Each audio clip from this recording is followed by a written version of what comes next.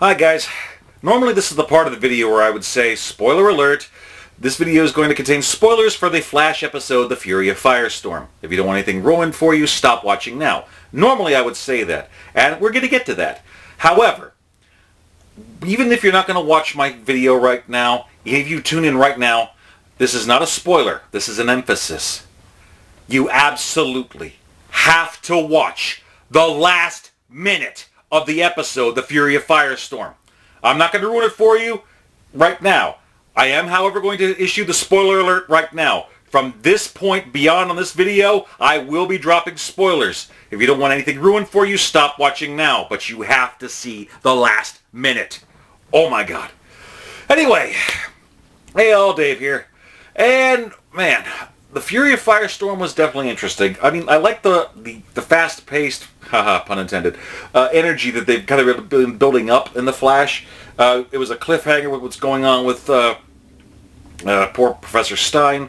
And we find out that the Firestorm Matrix is breaking down and literally needs two people to fuse to it to act as a control element. So Martin's becoming less stable because he essentially has the better share of it. So they start looking into people that were affected by the particle accelerator blast, but didn't really gain any powers as possible donors, if you will, or compatible partners to become Firestorm now that Ronnie's gone. Well, we get two different potential people here, one of which turns out to be the secret identity of a villain in the comics known as Tokamak, which, spoiler, he's the first choice, but things don't go very well, and, well, turns out he becomes a bit of an ass. Well, and we have Jefferson Jackson, who was a football star, who the accident messed him up, tore his ACL, and pretty much put him on a path that he never wanted to be on. And he's a bit bitter, doesn't want anything to do with this whole Firestorm thing. And they try it out with the other guy. He starts to merge, but then stops. And they just figure that, he gets hissy fit mad and starts stomping off. But then we start to see a glow around his hands, so we know something's coming. Anyway, while all this is going on, the mystery about whether or not we're going to get to see more of Iris's mom in here starts to develop. She's making up her mind whether she wants to see her mother, and we later get to find out that she is in fact apparently dying as a result of all the drug use she used to do. And, this ends up turning the tables a little bit, even after Iris says no, she didn't want to talk to her or whatever, but then she decides, okay, I'll go ahead and try doing this again. But Iris busts out the reporter chops. She does some investigating and finds out that after she abandoned the Wests, that this woman actually also had a son 8 months later.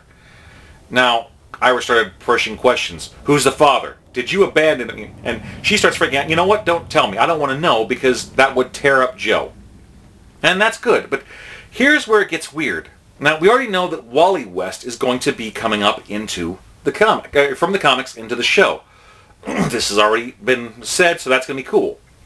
However, traditionally in the comics, Wally West is Iris's nephew, because he always referred to Barry as Uncle Barry later on, as he found out who he was.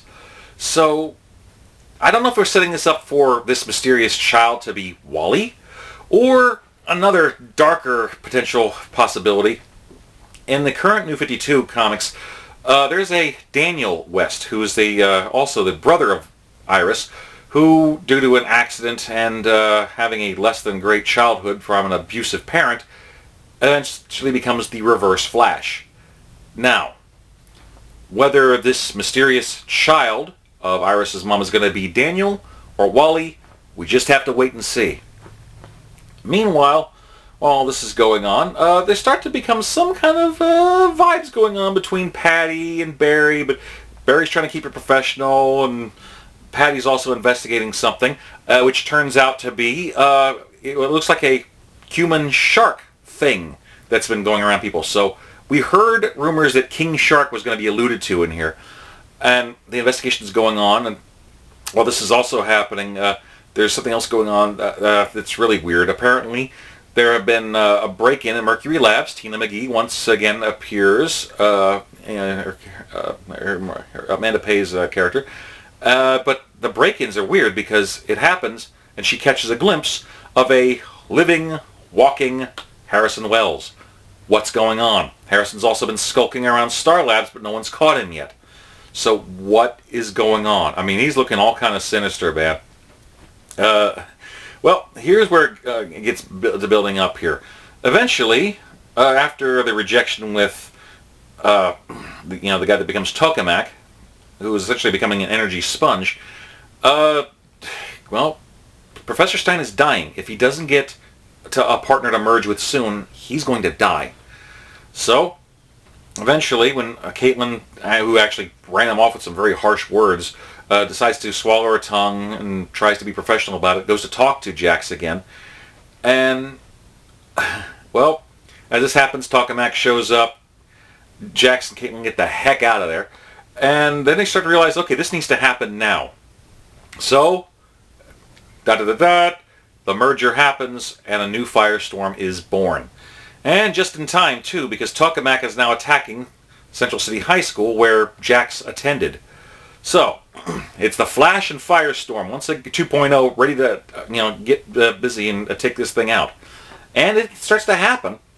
And we're pretty clever about it. And, of course, I only assume that Tokamak's going into the pipeline. I hope they insulate that thing so he's not absorbing powers. Or he might end up in the metahuman wing in Iron Heights, so either way.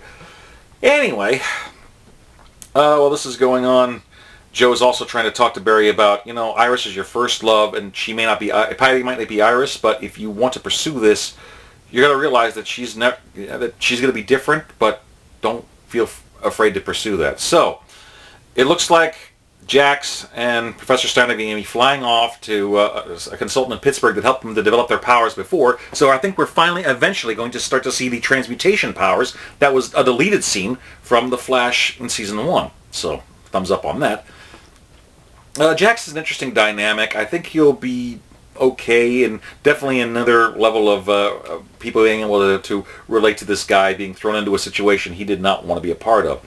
Also, Professor Stein has some words of warning for Cisco, telling him that what he has is a gift and he shouldn't keep it from his friends, but he doesn't out him for having his vibe powers. So, that's cool. So, they take off, and now we're around to the last minute.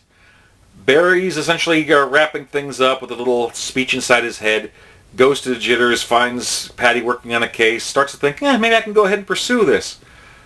And then, dun dun dun! Giant finned claw snatches him up. Next thing we see is a 10-foot tall king shark holding Barry saying, Zoom wants you dead. I gotta tell you, I was excited. I mean, they were hinting at King Shark, little bits. I didn't expect they were actually going to show him. And he's huge. He's at least 50% bigger than Grodd. So he's not a small fish in a big pond here. I gotta admit, I was so excited when I saw him snatch him up and it showed the full body shot. The inner Michael Jackson in me came out. I tell you, 8:59 p.m., my neighborhood heard me go, oh! I was excited. He's about ready to throttle him. Patty comes out, starts opening up fire on him. Bullets are bouncing off King Shark. And what happens next? A bolt of blue lightning shoots him in the back, taking King Shark down. A mysterious hooded figure goes stomping off with some kind of big-ass particle gun. The Flash isn't going to have any of this. He runs over, says, who are you? He pulls down the hood, turns around, and it's Earth 2 Harrison Wells. Dun, dun, dun! And that's when it cuts off. We don't get the Flash credit and then a little epilogue after that. The last minute is the big part. So, holy crap. This last minute was exciting. The overall episode, not bad, but I'm telling you, they are really upping the game on this. It's not just a little fade into the next episode. I mean, they've really been building up, and I'm really respecting how Flash is coming on to their reputation as leading on with the epilogue in Season 2, just as they were in Season 1, making you crave next week's episode, because that's what's going to happen. And I got to tell you, man, the first week of November is going to be fantastic for comic book fans. Okay, Monday night at 8, you get your choice of Gotham or the second episode of the new series Supergirl, which looked fantastic. I did a review video. You might want to check that out. Next Tuesday at 8, we've got The Flash meeting Earth 2 Harrison Wells. And it looks like he actually has some thoughts about what's going on here. And, well, be prepared for a different Harrison Wells than we're expecting. And no, I don't think he's Zoomed, so shut up already. Anyway, and, of course, I can't forget the big one. Arrow's where Barry and all this kind of started from. So, next week on the Arrow, the episode 5, we are going to see Arrow work with Hellblazer himself, John Constantine. So you got Gotham or Supergirl on Monday, The Flash on Tuesday, and Arrow on Wednesday. The first week in November is going to be a great week to be a geek. So what do you guys think? Please like, comment, subscribe, share, pass this bad boy around, get some discussion going on. Check out my other discussion videos about who may be in the grave in Arrow, the 52 Portals theory on The Flash, because I'm serious. Like, I'm thinking that is actually one of my best theories I've come up with in a while. So please check it out. All right, guys. Dave signing off. Until next time. Peace. Yum, yum.